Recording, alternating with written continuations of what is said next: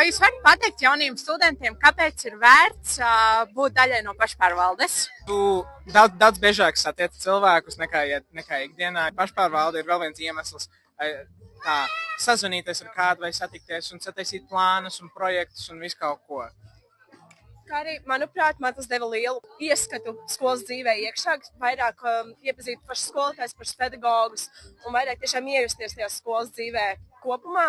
Tas man tiešām palīdzēja arī motivācijas ziņā ar mācībām, jo es visu laiku redzēju tos cilvēkus, kuri ir atbildīgi par manu, var tā teikt, labbūtību šajā visā vidē. Ko jūs iemācījāties no pašpārvaldes?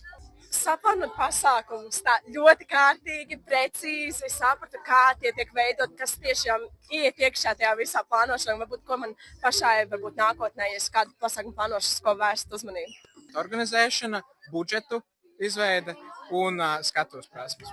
Kā jūs 3 vārdos raksturotu ETV? Es personīgi viņu raksturotu brīvi, skaidri un ērti. Jo man tas ļoti palīdzēja apkopot gan manu sporta, personīgo un skolas dzīvi šajos pēdējos 3 gados mācībās. Disciplīna, ērtība un laiks. Tā mācībā vienmēr, it īpaši ETV, tāds sajūta, ka tev ir ļoti daudz laiks, bet tas laiks tik ātri pazūd. Un tad tev liekas, ko es būtu darījis, ja es ietu klātienes skolā? Es neko no šitā nevarētu izdarīt, ja es ietu klātienes skolā. Paldies!